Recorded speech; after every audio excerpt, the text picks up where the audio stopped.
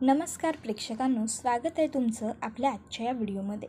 आजचा आपला हा व्हिडिओ खूपच जास्त इंटरेस्टिंग असणार आहे, कारण फायनली काल आरुषीने काव्याचं जीवा आणि तिचं जे लॉकेट होतं ते गळ्यामध्ये घातलेलं आहे आणि आता तिला कॉल करून सांगितलं आहे सुद्धा की मी तुझ्याच घरी आहे आणि माझ्या घरात तुझं लॉकेटसुद्धा आहे। आता ही गोष्ट जेव्हा काव्याला कळते त्यावेळेस तिला खूप टेन्शन येतं, कारण आरू जर आपल्याच घरी आहे, कोणी जर तो फोटो पाहिला तर काय होईल। आरूने आता लॉकेट घातलेलं असतं। काव्य धावत पळत येते आणि तिच्या गळ्यातून ते लॉकेट खेचून घेते। आता अर्थात धाकट्या बहिणीच्या गळ्यातून मोठ्या बहिणीने काही वस्तू खेचून घेतली तर त्यांच्यामध्ये भांडण होणं तर साहजिक आहे, पण मग नंदिनी त्या दोघींपेक्षा मोठी आहे, मग दोन धाकट्या बहिणींची भांडणं होताना त्यांचं भांडण सोडवणं हे नंदिनीचं काम आहे। त्यामुळे नंदिनी आता भांडण तर सोडवते आणि त्या दोघींना एकत्रसुद्धा आणते। आता हे सगळं कशा प्रकारे घडलं हे सगळं जाणून घेण्यासाठी तुम्हाला आपला व्हिडिओ पाहावा लागेल। तर दुसरीकडे आता रम्या ही ऑफिसला जायला लागली ही गोष्ट मालिनीला फार काही पटली नव्हतीच, त्यामुळे आता ती ही गोष्ट बाबांच्या कानावरती घालून ठेवते। तर दुसरीकडे आता रम्या ही आता भरपूर सगळे कपडे एकत्र काढून बसलेली असते। अगदी घराचं कपड्याचं दुकानच तिने करून घेतलेलं असतं खोलीत। आई तिला विचारते की रम्या हे सगळं काय सुरू आहे, त्यावर रम्या आईला सांगते की पार्थला इम्प्रेस करण्यासाठी मी आता माझं स्टाईलसुद्धा बदलून टाकणार आहे। तर दुसरीकडे आता पार्थ हा मस्त खाली अंथरूण वगैरे टाकून झोपण्याची तयारी करत असतो, इतक्यात तिकडे काव्या येते। आता काव्या ही पार्थला सांगते की मी झोपणार आहे खाली, पार्थचं चालतं मी झोपणार आहे खाली, आणि मग आता मी झोपणारच्या नादात पार्थ एक मस्त सुपर आयडिया देतो काव्याला, जे ऐकून काव्यालाच आश्चर्य वाटतं की पार्थ नेमके कितवीत आहेत। कधी सांगतात की मी टॉप 30 आर्किटेक्टपैकी एक आहे आणि कधी हे असं लहान मुलांसारखं बोलतात। आता नेमकी पार्थने काय आयडिया दिली असेल ज्याने काव्याला एवढा मोठा प्रश्न पडला आहे, ते सगळं जाणून घेण्यासाठी आपला हा व्हिडिओ शेवटपर्यंत नक्की पहा। तर चला तर मग अजिबात वेळ वाया न घालवता सुरुवात करूया आपल्या आजच्या व्हिडिओला। तर आता आजच्या भागात आपण पाहतो की नंदिनीने मस्तच स्वतःसाठी आणि आरूसाठी कॉफी बनवलेली असते। दोघी बहिणी कॉफी घेत घेत गप्पा करत असतात। आता काव्याच्या गळ्याचं जे लॉकेट आहे ते आरूने घातलेलं असतं आणि ते लॉकेट बघून नंदिनी म्हणते की वाव, खरंच खूप छान लॉकेट आहे हे आरू, पण कोणी दिलं? त्यावर आरू म्हणत असते मला कोण देणार आहे ताई। त्याबरोबर लगेचच नंदिनी म्हणते ओ अच्छा, म्हणजे शॉपिंगला गेली होतीस का? त्यावर आरू म्हणत असते अगं ताई, मला काय गरज आहे शॉपिंग करण्याची? ज्या घरात 2-2 मोठ्या बहिणी आहेत त्या घरातल्या धाकट्या बहिणी कशाला शॉपिंग वगैरे करणार आहेत?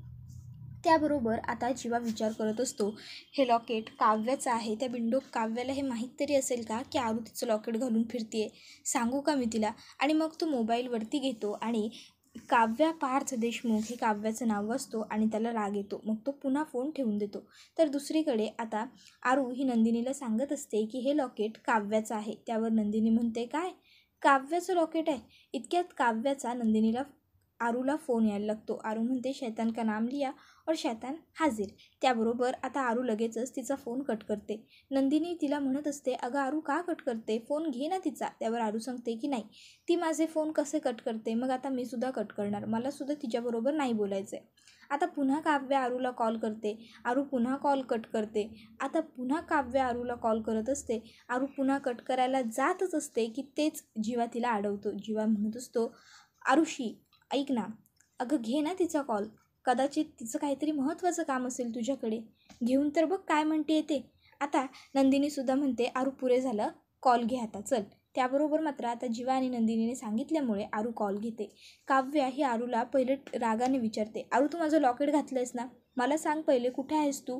त्याबरोबर लगेच आता काव्याने असं विचारल्याबरोबर आरू म्हणत असते हो घातलं आहे मी तुझं लॉकेट आणि मी कुठे आहे ते मी नाही सांगणार, पण मी जिथे कुठे आहे तिथे तुझ्यापासून मला वाचवण्यासाठी 2-2 लोक आहेत आणि घे तुझं लॉकेट, स्वतःच्या हाताने तू ये आणि तुझं लॉकेट घेऊन जा। आता आरूने असं म्हटल्यावर नंदिनी लगेच मध्ये बोलत म्हणते अगं काव्या, आपल्या घरी आहे ती, माझ्याकडे आली। त्याबरोबर लगेचच आता आरू म्हणत असते इथे मला वाचवायला नंदिनी ताई आणि जीवा जिजू दोघं आहेत, ये। त्याबरोबर लगेच आता मात्र काव्याला टेन्शन येतं की जर घरात कोणी ते लॉकेट पाहिलं तर खूप मोठी गडबड होणार आहे। मग आता काव्या ही लगेचच फोन कट करून टाकते। आता नंदिनी आणि आरूला वाटत असतं की कदाचित फोन हा चुकून कट झालेला आहे, त्यामुळे लगेचच आता आरू ही फोन बाजूला ठेवून देते आणि आता नंदिनीला सांगत असते की बघ आता घरी कशी माझं लॉकेट करत येईल ते बघ. त्याबरोबर लगेचच आता नंदिनी ही तिला हसते आणि म्हणते चल आता पटकन कॉफी पी. तर दुसरीकडे आता मात्र काव्याला टेन्शन आलेलं असतं आणि त्यामुळे ती घरातनं धावत बाहेर पडते आणि आता धावत पळत काव्या ही देशमुखांच्या म्हणजेच आपल्या सासरी जायला निघालेली असते. तर आता आरू ही नंदिनीला सांगत असते की तुला तर माहीत आहे ना ती कुठे कधी स्वतःच्या वस्तू का आपल्याला आपण होऊन देते. इतक्यात तिकडे जीवाही आलेला असतो. आता आरू जीवाला म्हणत असते जीजू तुम्हाला माहीत आहे काव्या ना नेहमी माझा आहे असंच करत असते. ती कधीच तिच्या वस्तू का कोणाबरोबर शेअर नाही करत. तुम्हाला माहीत नाही हो. त्याबरोबर आता दुसरीकडे काव्या ही जीवाच्या आकांताने पळत पळत चाललेली असते. आता रिक्षा बस टॅक्सी तिला काही मिळालेलं सुद्धा नसतं. त्यामुळे तिला आता धावत जाण्याशिवाय दुसरा काही पर्याय सापडत नाही. तर तिला रस्त्यात चालत असताना आठवतं की आईने हे लॉकेट पाहिलं होतं. त्यावेळेस तिने तिला विचारलं होतं की याचा अर्थ तू आणि जीवा. त्यावर तिने आईला लगेच खरं सांगून टाकलं होतं की हो आई माझं जीवावरती प्रेम आहे. आणि ही गोष्ट झाल्यानंतर आईला किती त्रास झाला होता. अर्थात आता कुठल्याच मुलीची इच्छा नसणारच आहे की आपल्या आईला किंवा आपल्या फॅमिलीला आपल्यामुळे असा काहीतरी त्रास व्हावा. त्यामुळे काव्याची सुद्धा ही इच्छा नाही आहे आणि म्हणूनच काव्या स्वतःला त्रास होत असताना सुद्धा जीवाच्या आकांताने पळत घरी जात आहे. आता काव्याला दम लागलेला असतो. तिच्या छातीत दुखायला लागतं पण तरीसुद्धा ती थांबत नाही. ती धावत पळत घरी येत असते. तर दुसरीकडे आता आरुषी ही मोबाईल खेळत बसलेली असते. नंदिनी तिच्याकडे येते आणि तिला म्हणते आरू बाद झाला मोबाईल, चल बाजूला ठेव आणि हे बघ खाऊन घे. त्यावर आरू म्हणत असते अगं ताई मी तुला म्हटलं होतं ना मी खाऊनच आली आहे कॅन्टीनमधून. त्यावर लगेचच आता नंदिनी ही तिला म्हणत असते तू खाऊन आली आहेस पण माझ्या घरी आली आहेस आणि काही न खाता मी तुला घालवेन असं होईल का.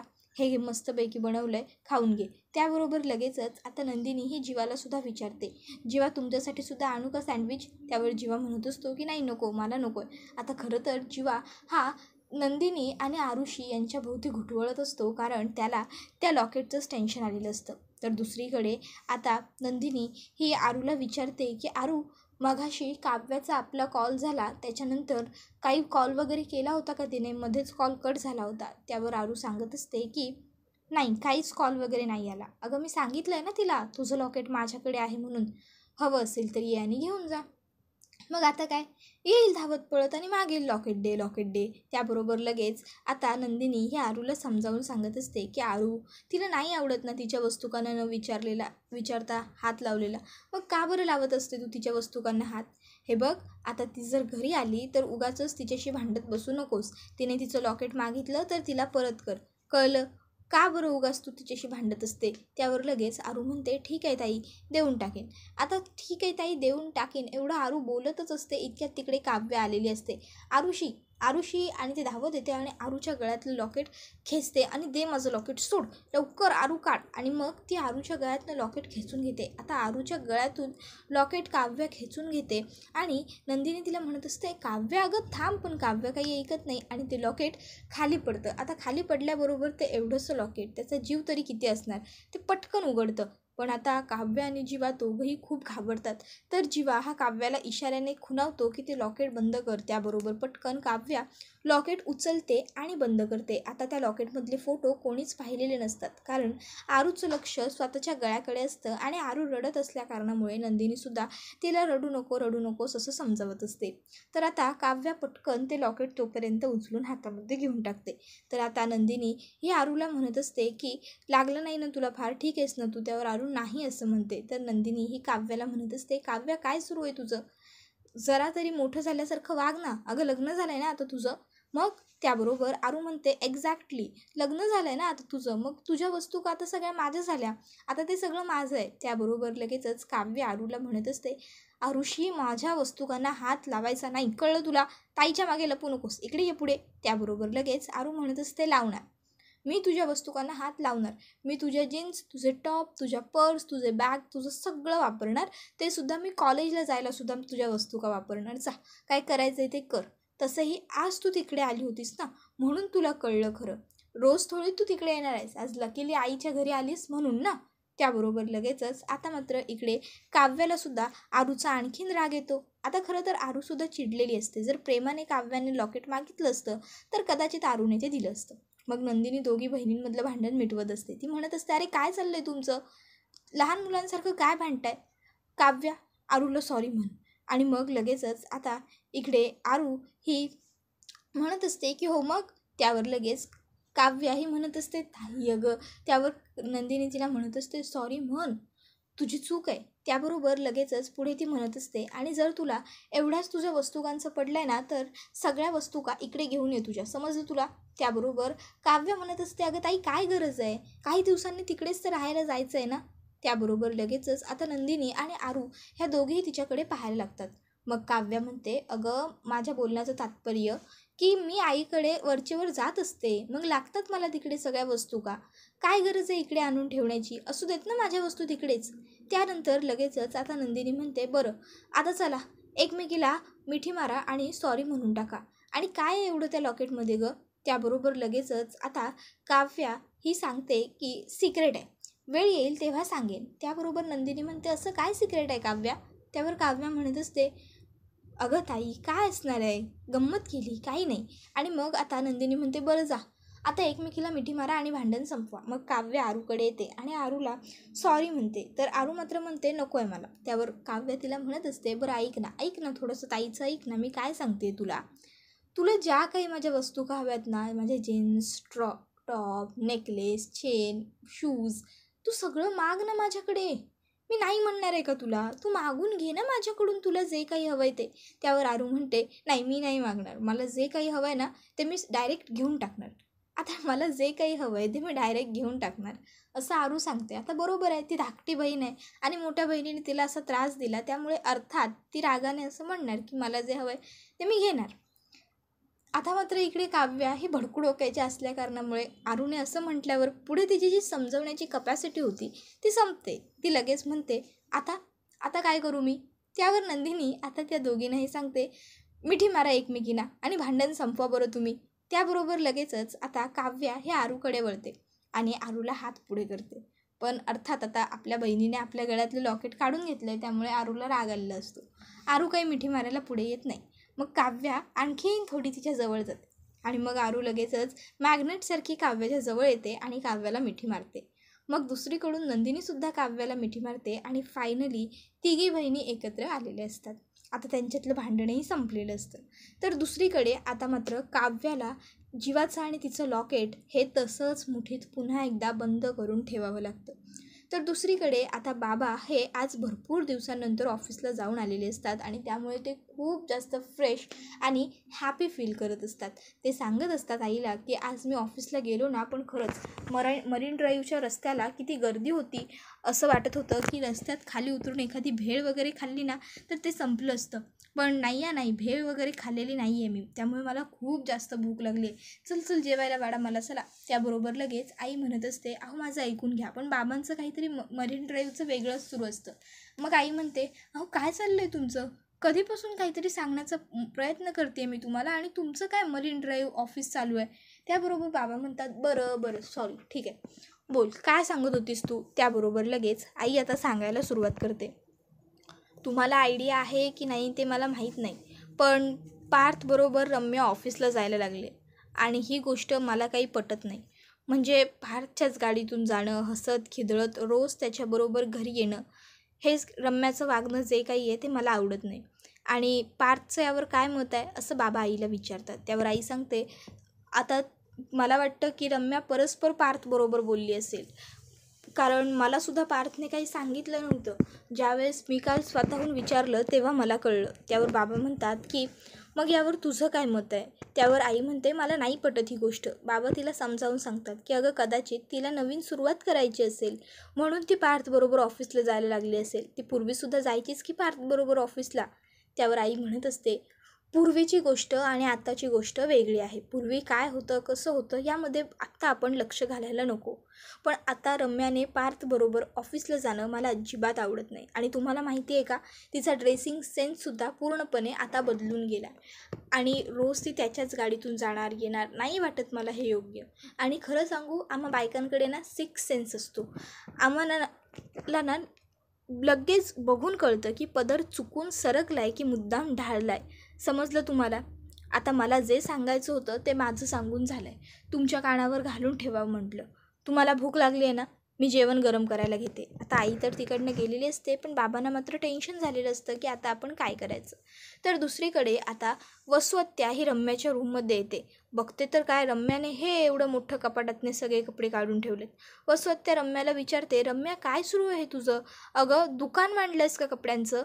त्यावर रम्या म्हणत असते, नाही ग आई, मी ना माझे चांगले कपडे आणि बरे कपडे जरा वेगवेगळे करत होते. त्यावर लगेच वसुहत्या रम्याला म्हणायला लागले, बरे कपडे? अगं रम्या काय बोलतेस? हे तू गेल्या महिन्यात घेतलेले कपडे आहेत ना, मग बरे? त्याबरोबर रम्या म्हणत असते, आई अगं तुला कळत कसं नाही आहे, आता मी पार्थबरोबर ऑफिसला जायला लागणार आहे. मग मला छान सुंदर कपडे नको का? आता ना मला जरा ऑफिस लाईनचे म्हणजेच फॉर्मल आणि जरा कॉर्पोरेट लुक देणारे कपडे हवेत. म्हणजे आता मी पार्थबरोबर मीटिंगला जाणार, मीटिंगच्या डिनर्सना जाणार, मग प्रत्येक वेळेस मी प्रेझेंटेबल राहायला नको का? त्याची नजर फक्त आणि फक्त माझ्यावर राहिली पाहिजे ना, त्यासाठी मी हे सगळं करते आहे गं. त्याबरोबर लगेच वसुहत्या तिला म्हणत असते, रम्या बाळा ठीक आहे, तुला जसे कपडे हवेत ना तसे तू घे, तू जितके पैसे कपड्यांवर खर्च करशील ना तितके कर. शेवटी माझं जे काही आहे ते तुझंच तर आहे ना. फक्त हे सगळं करताना एक गोष्ट लक्षात ठेव, सगळं अगदी जपून आणि सांभाळून कर. तुला तुझ्या कपड्यांचा स्टाईल बदलायचा आहे, बदल, पण एक गोष्ट लक्षात ठेव, जे काही करशील ते जपून. कारण दुधाने तोंड भाजल्यानंतर ताकही जपून प्यायचं असतं.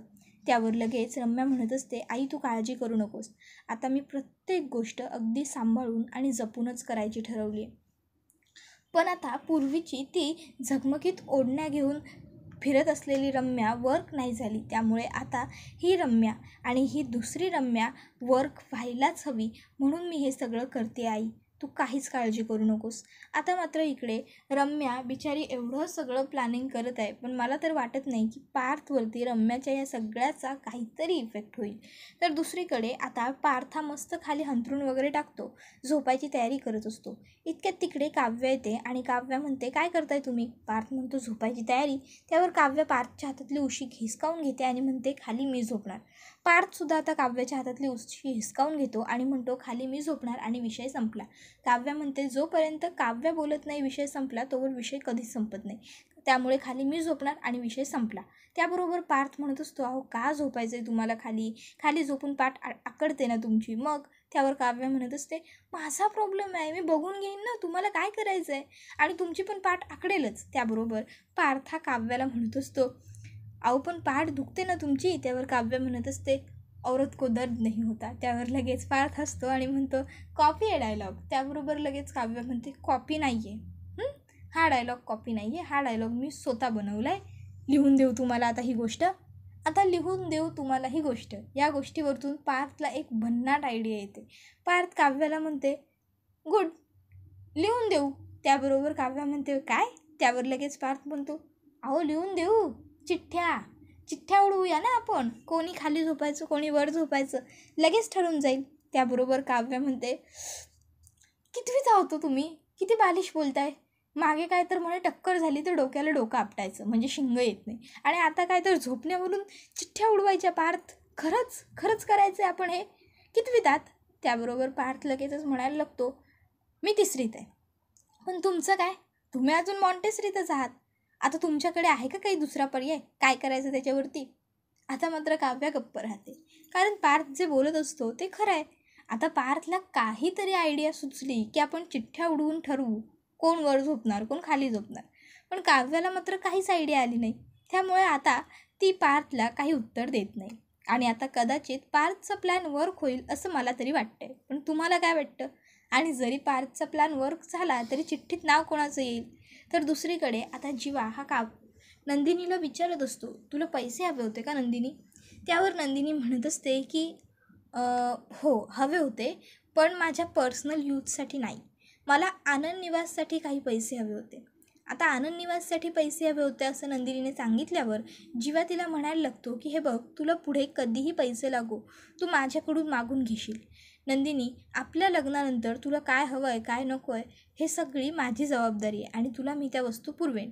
आता हे ऐकते काव्या. आता अर्थात जीवा आणि नंदिनी दोघं एकमेकाबरोबर एवढं प्रेमाने बोलत आहेत, आणि ते ऐकून काव्याला राग येणार नाही हे साहजिकच आहे. त्यामुळे काव्या खूप जास्त चिडलेली असते. त्यानंतर आता लगेचच दुसरीकडे सगळेजण ब्रेकफास्टला आलेले असतात. पार्थ, काव्या, जीवा, नंदिनी सगळेच. आता पटकन पार्थ हा बेलचा आवाज ऐकून म्हणतो माझे गेस्ट आलेत. तर नंदिनीसुद्धा तेव्हाच म्हणत असते माझे गेस्ट आलेत. आता अगदी दोघं सोबत बोलल्यामुळे जीवा आणि काव्याला प्रश्न पडतो की नेमकं आलंय तरी कोण. मग जीवा म्हणतो अरे 1 मिनटं, तुम्ही दोघंही दरवाजा न उघडता कसे काय म्हणता आमचे गेस्ट आहेत म्हणून. आधी आपण दार तर उघडूया, बघूया कोण आहे. त्याबरोबर लगेचच ते जाऊन दरवाजा उघडतात चौघही. तर दारामध्ये आता सई तामणकर, प्रसाद ओक, समीर चौगुले, ईशा डे हे सगळेजण आलेले असतात. आता ते सुद्धा यांना नमस्कार करतात आणि मग हे सुद्धा चौघं मिळून त्यांचं छान वेलकम करतात. त्याबरोबर हा व्हिडिओ इथेच संपतो. पण मित्रांनो, तुम्हाला काय वाटतं, हे चौघं नेमके इथे काय कामानिमित्त आले असतील आणि यांच्या येण्याने जीवा आणि नंदिनी किंवा काव्य आणि पार्थ यांच्या संसारात काही फरक पडेल का? हे यांना काही चांगलं सांगून जातील का? ते आम्हाला कमेंट करून नक्कीच सांगा. पुढचा व्हिडिओ येईपर्यंत टाटा बाय बाय, धन्यवाद.